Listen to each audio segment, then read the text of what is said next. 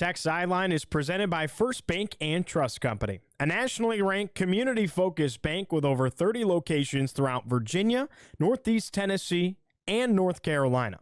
Who you choose to bank with can make all the difference. Visit firstbank.com to learn more. What's going on, Hokie fans? Virginia Tech football has a brand new offensive coordinator in town. It's Philip Montgomery, and we're here with the football staff to unpack it all. It's episode 409 of the Tech Sideline podcast, and it starts right now.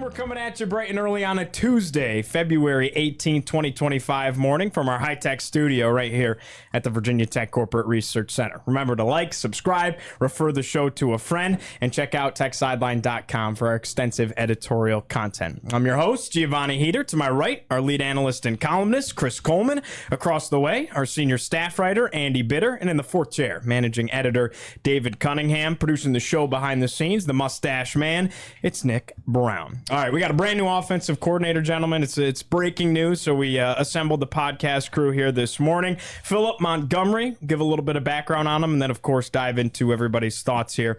Coordinator stops at Houston, Baylor, and Auburn in 2023. Most recently won the USFL championship with the Birmingham Stallions as a co-offensive coordinator. He was the head coach at Tulsa from 2015 to 2022. Coached against Beamer in a 55-52 shootout that saw the Hokies win Frank Beamer's final game in the 2015 Independence Bowl. He had the nation's top offense at Baylor in 2011, 2013, and 2014. He was a finalist for the Broyles Award, which goes to the nation's top assistant. Finished second in total offense in 2012 as well, so always in that top two mix right there. He's coached several impressive quarterbacks, including RG3, 2011 Heisman Trophy winner, Bryce Petty, Kevin Kolb, and Case Keenum. Those last two were at Houston. And just some really, really impressive offenses at Tulsa as well. So I wanted to get everybody's immediate thoughts to the hire. I think this was really a best-case scenario, and it all comes down to the fact that he comes in with proven experience at the Power 5 level. Chris, what do you think? Yeah, I think he certainly has a resume of developing quarterbacks, and experience is not going to be an issue. Like, there were probably some times where Tyler Bowen's such a young coach. There were probably times where he saw things that maybe he hadn't seen before. I don't think there's anything that Montgomery hasn't seen before at this point. I think he's been doing it for so long. He's been a head coach at the college level for over 20 years, coordinated, called plays for a large chunk of those years. I think his first year as a full-time coordinator was 2012, maybe, and he's been doing it ever since because he was his own offensive coordinator and play caller when he was a head coach. So I think your experience level just goes way up, and the biggest thing to me when you make a hire like this from the outside is you got to make sure they vibe well with the assistant that you already have, or at least, the assistants that you plan to keep. And Pry indicated yesterday that maybe he didn't do such a great job with that early in his tenure, and I think you probably saw some of that with Tyler Bowen, Joe Rudolph, Brad Glenn. So this staff needs to vibe together better than certain past Virginia Tech staffs have, and I think Pry put more of that into his thought process this time around. Yeah, this is the first contemporary that he's hired as a coordinator. All his coordinators before this were, I think Bowen and Marv were both 32 when they were hired. Sam Siefke is 33, I believe, now. That's pretty young in the coaching game, and like you said, have not been around for a long time, have not seen everything thrown their way, probably haven't even been around for sort of like an iteration of college football. Like, it's always shifting, and I feel like Montgomery, you go back to his coaching history, even back in high school, in the 90s when sort of this, fast-paced type of offense and, chucking around the yard type thing was taking off in Texas high schools. Like, he was sort of on the forefront of that stuff. Certainly, he was on Art Briles' staff at Stevensville, I think, before Briles, hit it big and then went on to the college level and then rejoined him there. So, he's been around for a while. He's seen a lot of things. I don't feel like his offense is like the air raid. They're not going to go out there and just chuck it around the yard. It sounds like he's evolved over the years and quite a bit of rushing. And that 1 year at Tulsa that he had, where he had a 3,000-yard passer, 2,000-yard rushers, and 2,000-yard receivers. First of all, that's just a lot of yards. That's just a lot of production to have. But then to spread it around like that and sort of have the balance between passing and running, I think it shows you that he can develop different kinds of offenses and figure out different ways to do it. And I think that experience really comes in and matters because he's seen it before. And, those other guys might figure it out and might do it, but he's somebody who's done it for a while and has been proven to do it. David, what were your immediate thoughts to this? The experience, of course, jumped out. I think having a guy who's been a head coach before, that's Sean Quinn as well on staff. So that's two guys, in Brent Pry's ear who have done it. I think you can never have too much experience. He's obviously proven. I think the first thing that probably jumped off the page for everybody is you see the name Robert Griffin III on there, and he's coached a Heisman Trophy winner. The other thing was the Auburn job. The 1 year he spent with the Tigers 2 years ago didn't really go so well, but he's a proven head coach before that. So he's had his ups, he's had his downs, he's seen a lot. I'm interested to know how he fits what he wants to do around Virginia Tech's personnel. And one of the things that stood out about the press conference yesterday was it seemed like Brent Pry was indicating that there's familiarity between Philip Montgomery and Kyron Drones, which is probably a good thing. Kyron Drones is the engine that kind of makes this whole machine go together. And if there's an already built up relationship with Philip Montgomery and Kyron Drones, I think that's only a positive. I don't want to dwell on it, but I think it's important because it has been a big piece of the dialogue after this hire's been made. What exactly went wrong at Auburn from an outsider's perspective? What do you think the issue was there in 2023? Well, I don't know that he necessarily got to run his offense there. I mean, Hugh Freeze is an offensive-minded coach, and he made that hire. And, from what I've heard, sort of, 1 week they're running Montgomery's thing, another week it's Freeze's thing, and, by week one, they really weren't running his offense when they were down there. So, that's a problem sometimes when you go into a spot and there's an offensively inclined head coach is like, well, this is the way I want to do it. And it's like, well, why'd you hire me to come in here and do it then if you're going to do it this other way? So I just think it was a misfit. The quarterback that year, Peyton Thorne, it's his name, from Michigan State, was not good. I mean, it was a rough year transitioning to the SEC for him. I think he did a little bit better this year. He did much better this year. Stats-wise. It just wasn't a good season, and sometimes that happens. Sometimes you just go into a situation that's not a great fit. But, he follows it up. He's, people are like, well, what did he do after that? The USFL, the Birmingham Stallions, they were actually the top offense in the league, and they won the championship. So he knows a little bit about offense, and I think going into that situation and, failing essentially, you get fired after a year, I don't think you consider it success. I think you do learn things from that experience. And it's setbacks like that. I think you can figure out, well, where did it go wrong? How can I avoid going wrong with the next stop that I have? So I don't think it's necessarily a bad thing. I think every coach in his tenure has some stop along the way. They're like, that just wasn't a great fit. That was a rough time there. And, for Montgomery, that was one of his. Yeah, I think Hugh Freeze committed the cardinal sin of coaching. He hired someone and didn't let him coach. Frank Beamer saying Auburn would never. Wait, Tony Franklin. I got down there right when Tony Franklin was getting fired 4 weeks in. Exactly. So, yeah. I think you can't hire someone with his own philosophies and then tie his hands.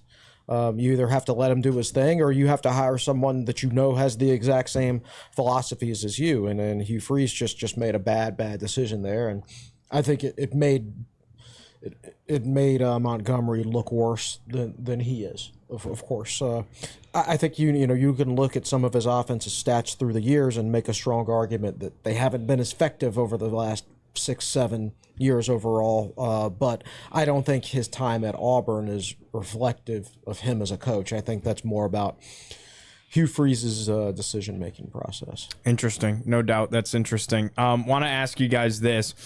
With personnel in mind for Virginia Tech, how do you see this offense changing, evolving? Will it look a little bit different under a new OC? Oh, I'm sure it'll look different. Like Andy said, I think he's shown some versatility with his balance and everything.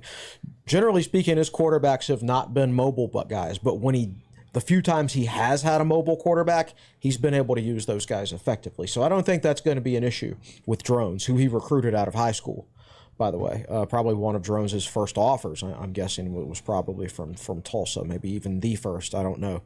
What I don't know is how the passing game's going to look. I think Virginia Tech's strength as a football team has to be the ground game this year, with unproven wide receivers. And I may be wrong about this, but what I remember about his offenses in the past, and I haven't watched one since probably the Independence Bowl, right?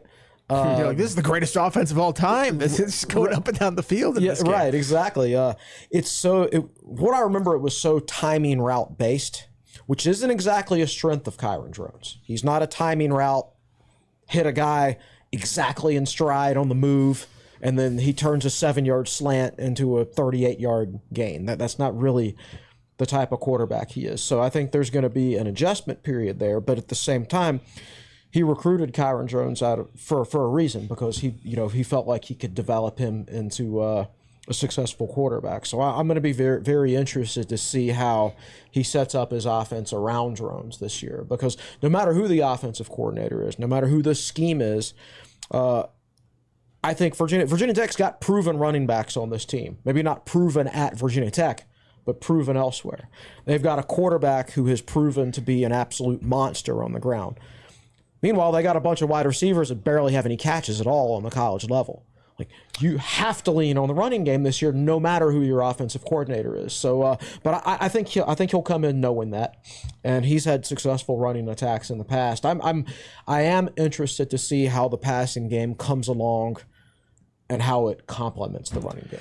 It's interesting. That's one thing that Prime mentioned in the press conference is he feels like Montgomery can advance the passing game. And I asked, what needs to, take place other than just sort of sheer production, just better numbers out of that group. And he's just like, just catering it to Drones' strengths. And people can be like, oh, that's what Bowen, he's saying Bowen didn't do that. He's not saying Bowen didn't do that. He's saying that they just need to do a better job of doing that. And that's something that the offensive coordinator needs to keep in mind doing this whole thing. I think it's, you say the strength won't be the passing game because the teams guys haven't caught a lot of passes. Like, well, they haven't caught a lot of passes yet. They're young, so they might have those catches in them. Who didn't catch a lot of passes when they first started was Isaiah Ford and Cam Phillips, and they caught a lot of passes as true freshmen once they came in. So I think if the talent's there, that a coach can figure out a way to get that out of them.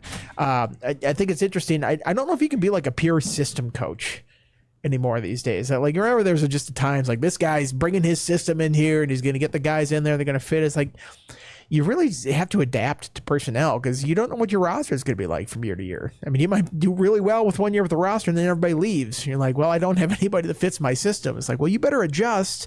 Otherwise you can be pretty bad the next year offensively. So I think, I think these coaches are adaptable, and I think he will find ways to alter how his offense is going to look based on what the personnel he has is. And I think you look over his time at Tulsa, that was probably the case there. When they had better receivers, they probably threw it more and tried to run it more with better running backs. But I think I don't know if he's got like, this is my offense, I'm coming in and we're going to fit everything into this. Is this going to be a square peg in a round hole, or however you say the phrase there? I think he's going to adapt to how the Hokies have the personnel set up.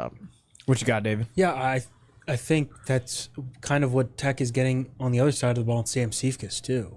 So I think now you've got two coordinators that are adaptable. How does that play out? How do they fit those guys' strengths? That's what I'm most curious to watch this spring when we get a chance to talk to players and during spring practice about, hey, how is this coming along so far? I think, like what Andy just said, if you've got an offensive coordinator now that is saying, hey, this is how I'm going to try to cater to the way my guys play best, and you have a defensive coordinator who sat on our podcast a couple weeks ago and talked about, hey, we're going to we're going to be multiple. We're going to do a bunch of different looks, and we're going to prepare different based on who we're playing each week. It seems like obviously very different career paths, but maybe kind of similar in just terms of how Brent Pry wants to kind of approach stuff this upcoming season. As a quick side note, we talk about Sam Seifkes, and we talk about what Hugh Freeze did at Auburn with tying the hands of Montgomery. That's what Brent Pry has to make sure he doesn't do with Seifkes. As a former defensive coach, it's gonna be natural. He's gonna have things to say about the defense. He's got to just make sure he reins himself in to the extent where he's still the head coach, right? But he's still got to let Seifkes do his thing. He can't constrict him and force him to live in an area that he's not comfortable living as a defensive coordinator. Okay, back to the original. No, that makes a lot of sense, Chris. I mean, I'm sitting here thinking, and you guys are talking about the personnel and the running back room and whatnot, and you can't help but sit here and think, man, would have been nice. This lines up a year earlier. You got a tailback like Tootin, and then you have that wide receiver room. And I'm not saying that this group of running backs and receivers doesn't have it in them. The running back's a little bit more proven, but if you had the bad boys, so to speak, in the receiver room, you might feel pretty good about things. Yes and no. I think that group underachieved last year. I'd agree, 100%. And I don't know how much of that was on the offense itself or them reading their press clippings, as if press clippings exist anymore. Right? But I'm still going to use the term. I printed this out and then I put it up on your locker. Exactly. Which Tech used to do all the time, by the way. Yeah. But remember, you also have to remember, like, Drones was hurt last year, right? If he had come in a year early and Drones gets hurt and the offense had struggled as it did, starting 3 different quarterbacks, there would have been a big chunk of the fan base where he would have gotten off on the wrong foot with them, and now he'd kind of be on the hot seat in their eyes, right? So I'm actually okay with him coming in a year where it's just a clean slate. Sure. What I wish is that Bowen, I wish Ohio State had gotten knocked out. I wish they hadn't made the playoffs, right? So Bowen could have made his move to Ohio State, if that had still been known at the time. And would Chip Kelly be off to the NFL if that was the case? Exactly. We have no idea if that would have happened, but you might have Jim Knowles as the defensive coordinator here. Who knows? The case. You're exactly right. And but anyway, I would have loved to have seen the timetable move up, get him in here before the transfer portal, get his guys right. If he felt like that makes a lot of sense. But at the same time, like Andy said, I think coaches have to be adaptable these days, and he's been coaching long enough.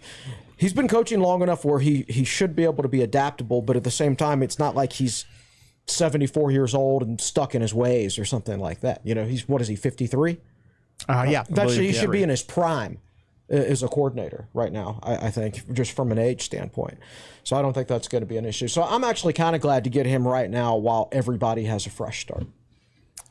Keeping it on that topic of the whole timetable of everything, were you guys have, you've been around a little bit longer than I have. I was surprised that this late in the process, they were able to get somebody in here with this kind of experience under his belt. Were you surprised at all? I don't know what the rest of the candidates looked like. You guys might, but it did surprise me, the fact that they were able to get somebody that's been a head coach. And I mean, guys, he's had the top offense in the country 3 times. Like, that's no slouch. Well, it's rare that a guy with his resume is coaching in, what league was he coaching in? The UFL. The UFL. Yeah. Right. So and we heard the other name that was mentioned. What was it? Troy Taylor.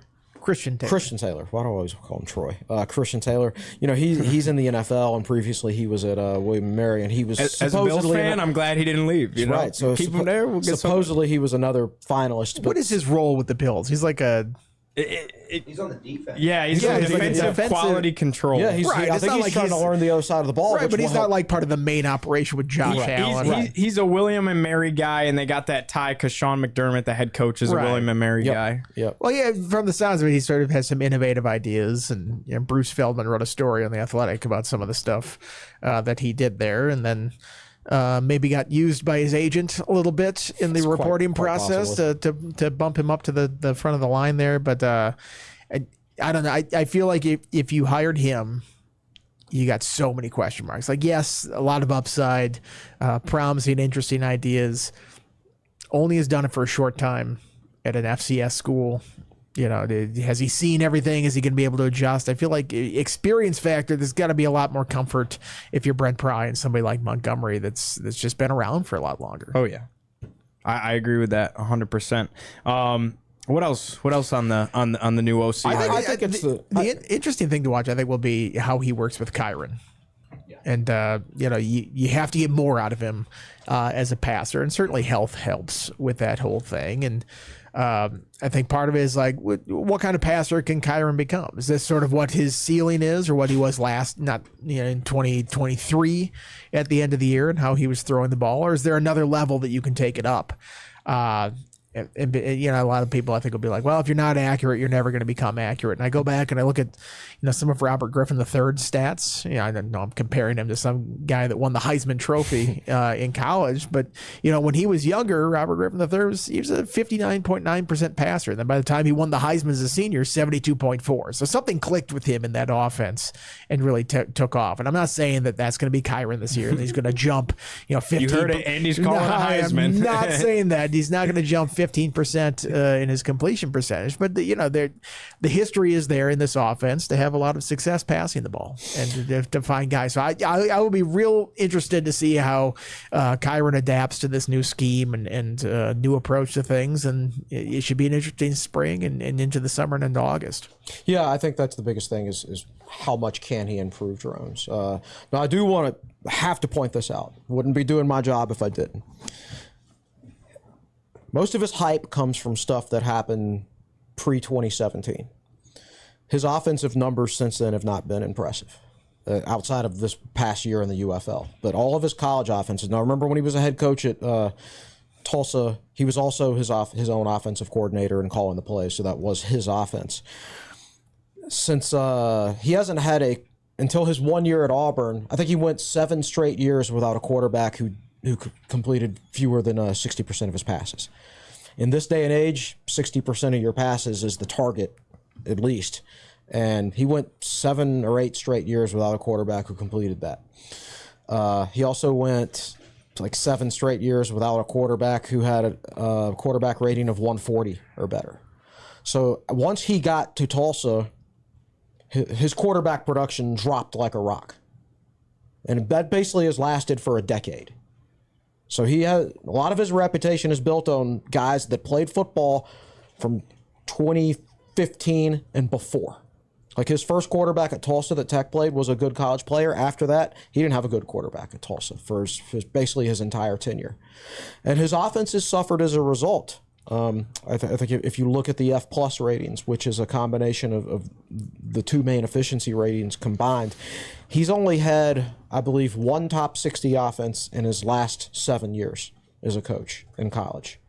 3 of them were ranked outside the top 80. 1 of them was ranked outside the top 100. So most of all these accolades you read in the press release, in fact, almost all of them, come from stuff that happened a decade ago, basically. So this is a risky hire from that standpoint. Has he lost his touch with developing quarterbacks? Was he unable to successfully recruit guys? Have opposing defenses with so much advanced scouting and bigger staffs these days, have they found out his offense, so to speak? So there are some question marks with this hire. You aren't necessarily getting the Robert Griffin offense. You know, he's not going to snap his fingers and Drones is going to win a Heisman Trophy. It's funny because I put tables in my article yesterday showing all those numbers that I just went over. If you put your hand on the bottom of the table and only showed the first half of it, this guy's elite, absolutely elite, right? You definitely hire him, and it'd be a home run hire. If you put your hand at the top of the table and where it only shows the bottom half of his resume, not only would you not hire it, you would probably fire it if you're a Virginia Tech fan. So there's 2 different resumes, and the odd thing is it's the same guy. I don't think I've ever seen such a split on a resume before, where at one point it's everything before it was awesome, and everything below it has been mediocre at best, kind of. So I think it's a safe hire for Brent Pry. Whether it's the right hire, we will find out. Well, here's the thing. Frankly, if he had the kind of success that he had at Houston and Baylor and early in Tulsa, through this entire run up until now, he wouldn't be Virginia Tech's offensive coordinator. Right. Like everybody that you are going to hire for this position comes with some form of risk because that's just the level that Virginia Tech's at right now. You're not bringing in, who's a great offensive coordinator. You're not bringing in Chip Kelly. Mike Martz at the peak of his powers at St. Louis back in the day. I'm dating myself now, but he's always the offensive coordinator guru that I think of stuff like this. So, Chip Kelly's another good example. You're not pulling away like a Power 5 head coach from somewhere else to come in and be your offensive coordinator. You don't have those resources and just sort of that cachet in college football. So it's either going to be a young up-and-comer who you're taking a chance on. I think you see this on the defensive side in Sam Seifkes. Or it's going to be somebody who's got experience but also has some misses on his resume. And, I think Montgomery is a guy like that, but has done it before. So was that, him and how things went? Was that the situation? I mean, you say his offenses at Tulsa weren't great. It's like, well, Tulsa ain't exactly Alabama here. You're not pulling in this just tremendous talent here. It's a tough place to win. And you've seen that across several coaches. So, I think you have to keep that in mind as a Virginia Tech fan, is this is sort of what you're getting with assistant coach hires that you have here. I don't think you hire anybody that's like, that's a sure thing, slam dunk. Absolutely. His offense is outstanding and it's going to work immediately once he comes in. There's going to be a degree of risk with anybody that they hire. Absolutely. And I think it shows, I think Pry went with a more inexperienced guy on defense. A guy who had been a defensive coordinator for 4 years, but still, only 33 years old or thereabouts. And, just not the most overall experienced guy in the world, even though I do think that's a good hire for the record. I don't think he wanted to replicate the same thing on the offensive side of the ball. I think he wanted to be some balance. Unlike his original staff here when he had so much inexperience on both sides of the ball. So I think when he hired Seifkes, I think he felt really good about Seifkes, as do I.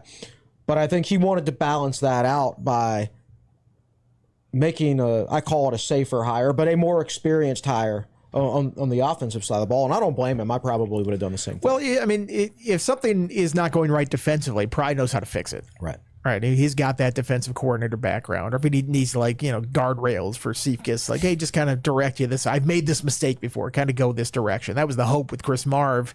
Didn't quite work out the way they wanted it to here. I think offensively, I'm not saying Pry doesn't know what he's doing on that side of the ball, but that's not his specialty. If it's not working, I don't know if he can get in there in the finer details of every single thing that's going on with that. And when you hire Tyler Bowen, I think you hire Brad Glenn as a quarterback's coach, Joe Rudolph as an offensive line coach with with a purpose. Like there's a reason behind those hires. Those are guys that have been coordinators before, that have run an offense that could help guide along a younger guy. And clearly it didn't work. They both left after a year. So he's kind of searching for something there. And I think, Bowen grew into that role a little bit and had his moments that looked very good. And then other moments sort of head scratchy with that thing. But I think it would be sort of a headache for Pry. It's like, man, I got to do that on both sides of the ball. That's tough to do, especially when it's not sort of my area of expertise on offense. Hiring somebody like Montgomery where you don't feel like you need to do that as often, I think that's probably just a load off his plate at that point. Chris, going back to your point about the struggles on offense when he was the head coach at Tulsa, I think the beautiful thing about this, and everybody going back to how good or bad Tulsa was, is he's not the head coach here, right? Correct. Brent Pry's the head coach here. I understand he was calling his own plays and he was his own offensive coordinator at Tulsa. You're also worrying about your head coaching duties. How much can that play a role in his lack of offensive production? It could. It could play a big role in it, depending on how he divided up his time during the course of a day and game preparation and things like that. That's a question I plan on asking him the first time I meet him. I'm going to ask him, you were your own offensive coordinator at Tulsa. Looking back, now that it's in the rearview mirror, would you do that differently? How difficult, how challenging was it on a daily basis? Well, you look at his time at Tulsa, and it's like, well, the back half of his time there, the offenses were great. The team was actually better in some of those cases. It was, yeah. I mean, year 3, they're 2-10, and 3-9 after that. You get into 2020 now. That's year 6 of 8 that he was there. They went 6-3, 6-0 in the AAC, and they actually play in the AAC title game. So that was his best year there, and the offense, I think, was ranked 52nd or something like that nationally. So maybe not, the offensive fireworks that you had in some earlier years there, but the team was better and the output was better. Year after that, 7-6, went to the Myrtle Beach Bowl and won that, one of his 2 bowl wins there. So with a head coach, I think you have to balance it sometimes. Like, do we want to just put up a bunch of offensive numbers and not be great, or do you have to do what you have to do offensively to win the game? I believe they call that complementary football. That's right. I mean, I think Justin Fuente, when he was here, it was kind of a lot of the same. It was like, we need offensive fireworks. It's like, well, you got to do what you need to do to win the game in this case. And sometimes the defense wasn't as great. Obviously that was something they were dealing with in 2018. They never got their hands around it. And it's just like, I don't know how to balance this game.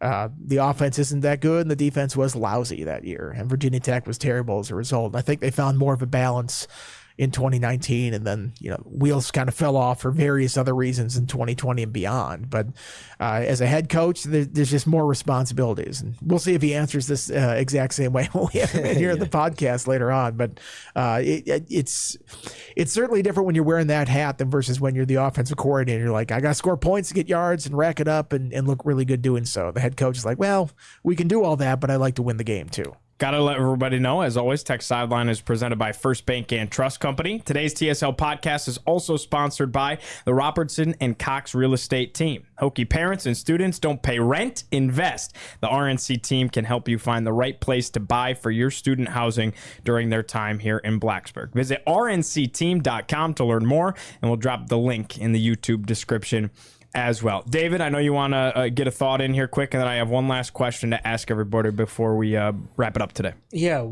they were discussing the whole Joe Rudolph, Brad Glenn stuff, and I thought it was interesting something Andy wrote in his story yesterday. That quote from Pry about, I don't think I did a good enough job maybe in my first couple of years making sure everybody was on the same page, and Andy mentioned that Montgomery's already spoken with Matt Moore. It seems like Pry has done a much better job on both fronts, offense and defense, with both hires, making sure that this is somebody who fits with the staff he already has in place. I had somebody ask me yesterday, do you think there's going to be any staff changes? And it's like, I think they might add some people, but I think Pry really likes the other assistants he has in place.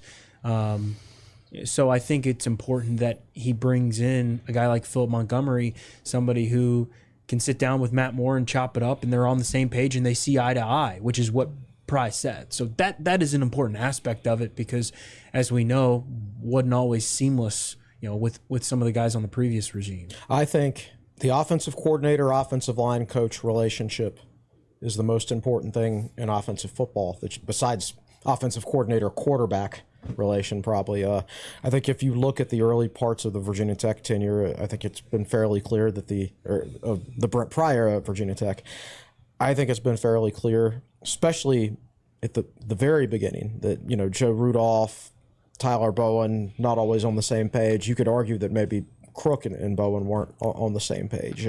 Certainly they weren't from a personnel standpoint at times, is my understanding. I think if you look at the era before that, and I know Virginia Tech fans don't have positive things to say about Brad Cornelson, but that Virginia Tech fans don't have anything positive to say about any offensive coordinator in 30 years. Quite frankly, so well, they're always comparing him to the other side and Bud. Correct, right? Like, right, okay, right. Well, that's not fair. But so the legendary guy, the offensive line was so dominant later in the Vance Weiss era. Had so many good players. He was a good recruiter and a good evaluator, of course. But he and Cornelson had been working together for years. They knew exactly how each other worked. Like Vance Weiss knew exactly what Cornelson and Fuente wanted offensively, and those two guys knew exactly what they were getting from a Vance Weiss coached offensive line. The cohesiveness there was really, really good. I think Virginia Tech probably just hired a good offensive coordinator. I know they hired a good offensive line coach, but that's got to fit together. Well, you can even go back to the time before that. You know, Scott Loeffler and Jeff Grimes were hired at the same time and had worked together at Auburn the previous year. They actually, I think, came in and interviewed together during that whole process. So, you know, Grimes is only here for a year, so you don't really get to do that. But even in that year, I mean, he recruited Wyatt Teller over from the defensive line room, which paid dividends down the line. I think if Grimes would have stayed here a couple years, that certainly would have blossomed there. And it did a little bit, even under Stacy Searles, I think. You know, that whole offense was sort of a mess, and they needed to fix things. And I know people would be like, "Oh, Loeffler, what did he do?" It's like, well, they actually turned around. I mean, you remember He saved the bowl streak by bringing in Michael Brewer, Cam Phillips, and Isaiah Ford. The last game they played was the 55-52, you know, Independence Bowl win. That offense was rolling in that game, and it was set up for success there. And you know, the injury to Brewer in 2015 didn't exactly help that thing with the separated shoulder, or was that a broken collar? I can't remember what it was. Collarbone. Yeah. You know, that sort of derailed them when they get in the opener. It's like, okay, you had this thing all set up. This was the year to really put up big numbers. It didn't happen. But I think they did turn around that offense, and the offensive line room was part of that turnaround. And I think they were just sort of in sync with each other about how things needed to work. Last question for you guys before we let everybody go. Do you think Virginia Tech has made an upgrade at its offensive coordinator spot? I think so. I expect things to be more consistent. I don't expect the bad to be as bad as we've seen. I don't know that the good will necessarily, like, there were some games under Tyler Bowen where you're like that Boston College game, well, both Boston College games the last 2 years, you're like, that's exactly how it's supposed to look. Like they've got BC's number. 600 yards of offense and scored 40-some points. Tech used to just not win very much in Chestnut Hill, and then in 2023 they go up there and drop 48 on them or something like that, and it's just a blowout. There were some awesome moments under Tyler Bowen, the Boston College game on the road where you just score 48 points or whatever and break school rushing records.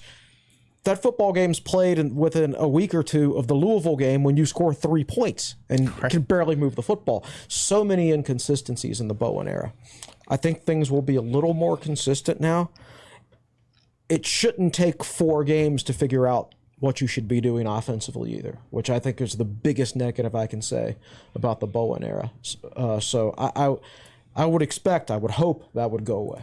Gio, this sounds like a sneaky way of you asking me to grade this hire, and I do not like grading coaching hires. I don't know if this is an upgrade. We'll see.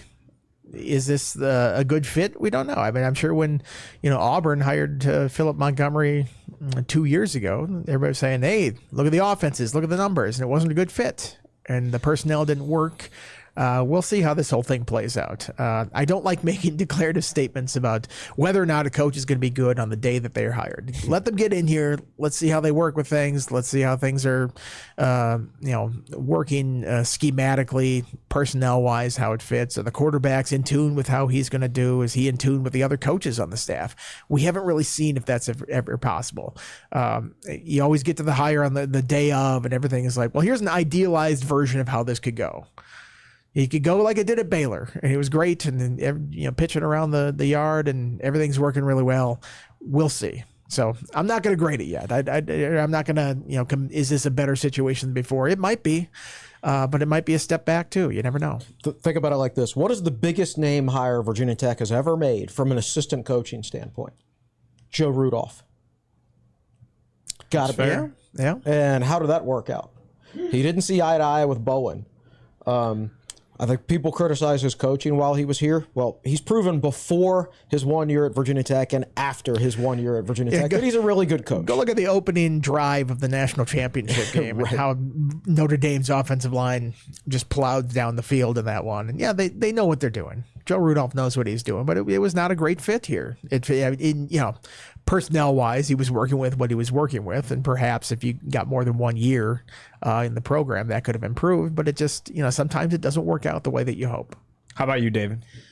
I'm interested to know how much it seems like he's going to be like Cephas, a walk-around coordinator. I'm curious to know how much of an impact that has.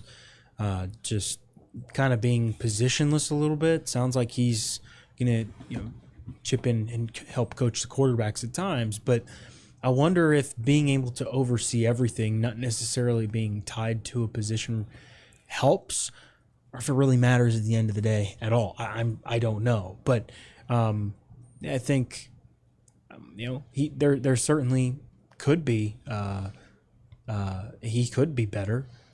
There's no guarantee. It's kind of like what Chris said. The devil I know and the devil I don't know, right? We know what the Tyler Bowen era at Virginia Tech was like. There were some highs, there were some lows. He did really well at times preparing his team. I mean, even heck, back-to-back weeks.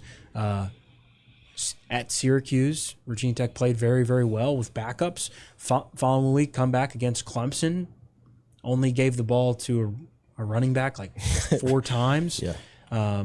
So highs and lows, right? Is Montgomery more even keel? Only time can tell.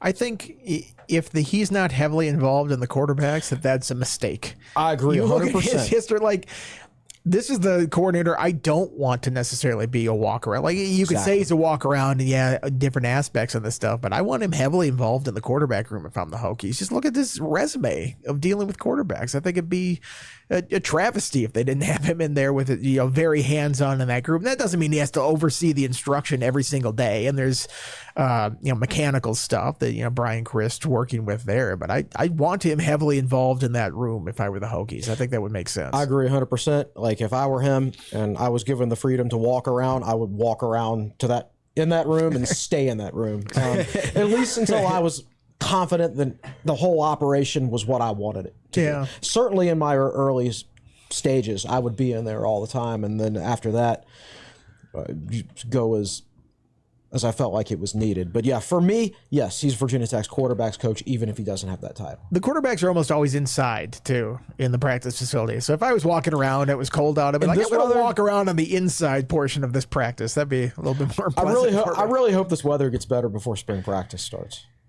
This weather stinks. Can it get worse? I mean, jeez. Don't say that. Yeah. All right. More snow days coming. I've had my fill of snow days. These kids need to be back in school. How many have the elementary schools had? They had 1 day of school last week, then 4 straight snow days. Wow. I mean, by the end, it was like power outage days, but now we're supposed to get more snow tomorrow. And I'm sure once the first snowflake hits the ground, it's like, no, call it off. Yeah. Yeah. You get like a phone call, a text message, a carrier pigeon, a fax, like all coming in from the school at the same time to tell you. Yeah. It's like a woof from The Office. I don't know. You guys might be too young to remember that reference from The Office, but it's something that Ryan has. You get messages all at once at the exact same time. I kid you not, back home, my parents have the most snow that they've had in the 10 years we've lived at our house. There's almost 3 feet on the ground, and they're getting more. It's insane. The snow doesn't bother me. It's the ice and the wind and the lack of power. The wind is the worst when it's cold. Well, here's the thing about the snow days. They had 4 straight snow days, and then Monday was a holiday because it was President's Day. So they're not going to school at all. My daughter Emily actually came with me to the press conference the other day. I'm sure she didn't come in. Is she living the dream right now? Like, I don't know. They missed Valentine's Day, so now they're doing Valentine's Day today. Deal. But and I'm not optimistic about school tomorrow with more snow in the forecast. All right. Well, I do know what's coming up tomorrow, and I'm optimistic about it. We got our brand new offensive coordinator, Philip Montgomery, on the set. Another podcast interviewing a new coordinator here. So that'll drop tomorrow. Be on the lookout for that. But wrapping things up for today, for Nick Brown behind the scenes, for David Cunningham, Andy Bitter, Chris Coleman, I'm Giovanni Heater saying so long. We'll see you next time on the Tech Sideline podcast.